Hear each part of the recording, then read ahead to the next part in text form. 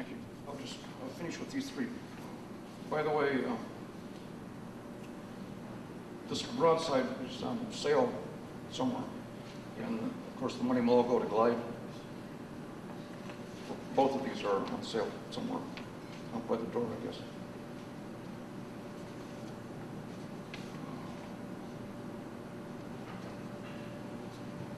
Two Against Racism. Two poems, two people.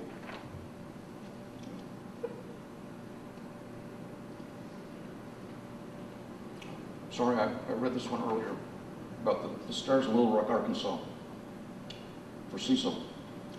The other one is for Sister Helen Prejean. I'm sure you know a Dead Man Walking. She's probably the major voice trying to halt this horrible crime of the death penalty. Directions for a Short Walk for the men in Washington, D.C. for Sister Helen Prejean. You don't need to walk upon water. You could try walking on tears.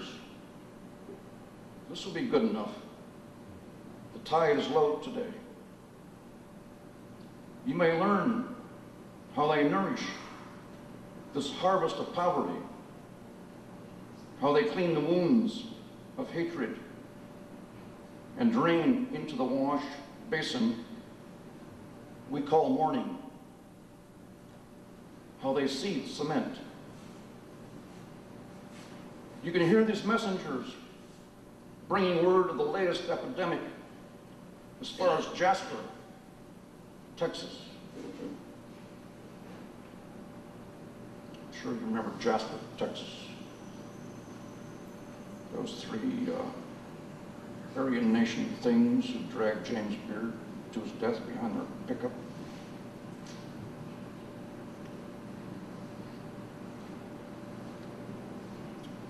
You can hear these messengers bringing word of the latest epidemic as far as Jasper, Texas, along a road paved with black skin and bone, whenever you care to listen. You can hear how they dilute the tears of blood before they harden along the youngest eyelids. Before you listen, you may be thirsty from talk. The light here has been pressed so deep for so long it has turned into water. Please make yourself at home and drink from this well. Do not worry, there is no bottom. You are always welcome whenever you care to make a visit.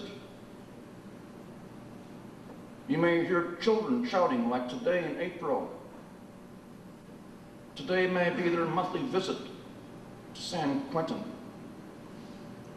They have never seen you before, up close, and therefore they glisten with this rain around them. The directions are simple.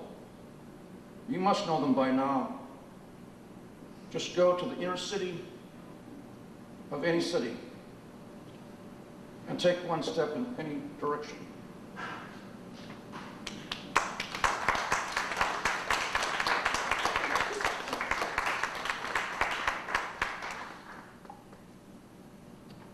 Thank you for being so patient. It's the last one.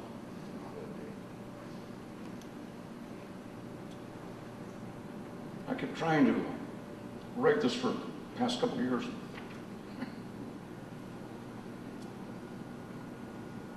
I think I finally finished it just a couple of weeks ago.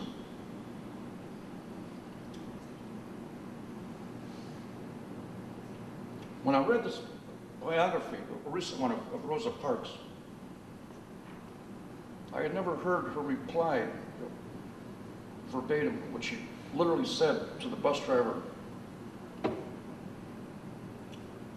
And I was just so struck by the way she responded to his order to get back of the bus. And she said,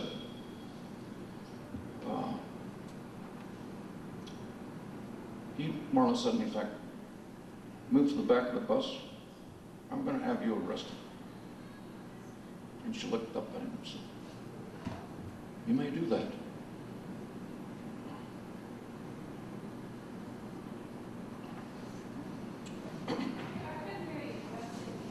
You may do that. Which is the title of the poem. You may do that. I took a quote from Frederick Douglass, which is, without a struggle, there can be no progress. For Rosa Parks.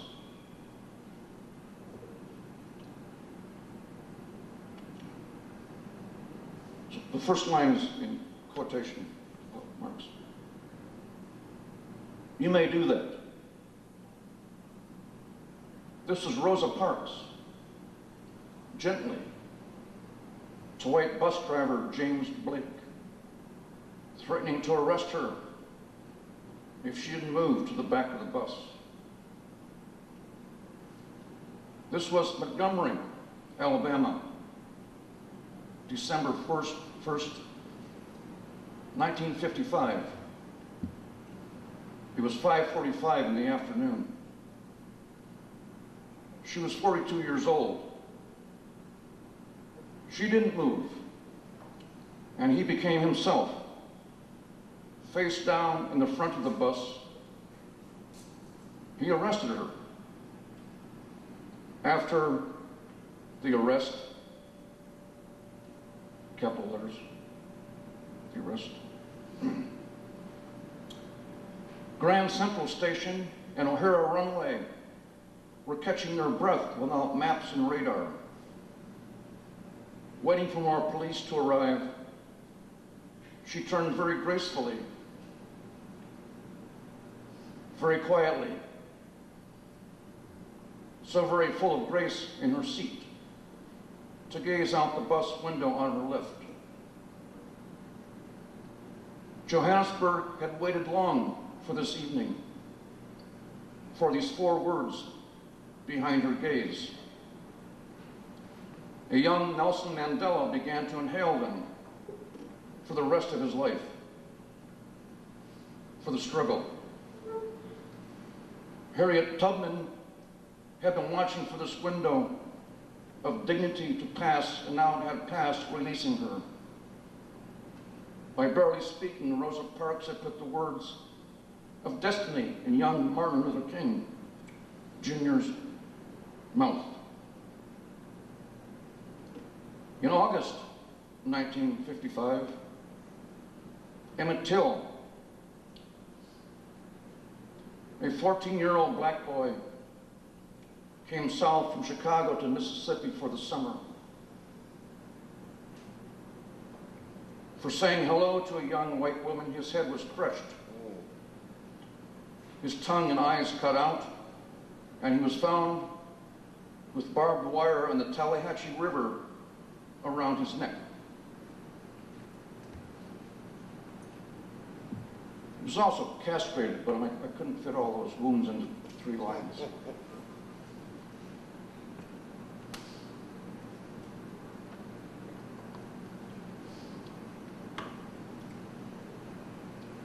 Rosa Parks would never sit and rest again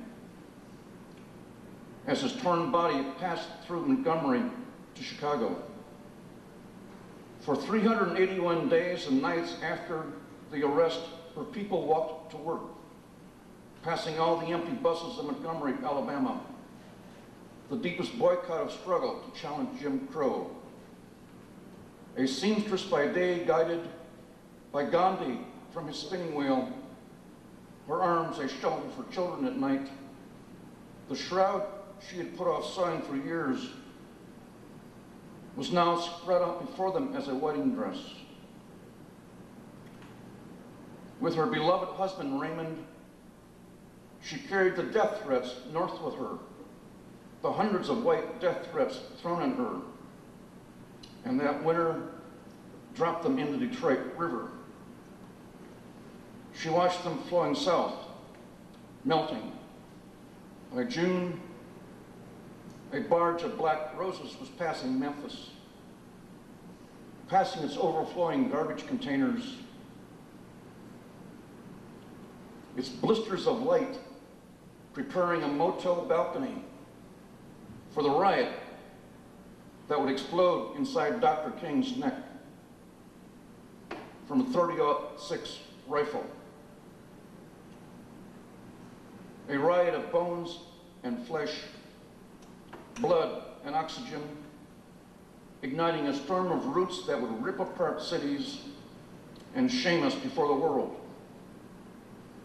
The riot that would shatter the temple of his throat. Listen, you will hear the sobbing of roses and angels. The barge drifting farther south through the heart. The old, dry underside of the heart of Montgomery, Alabama.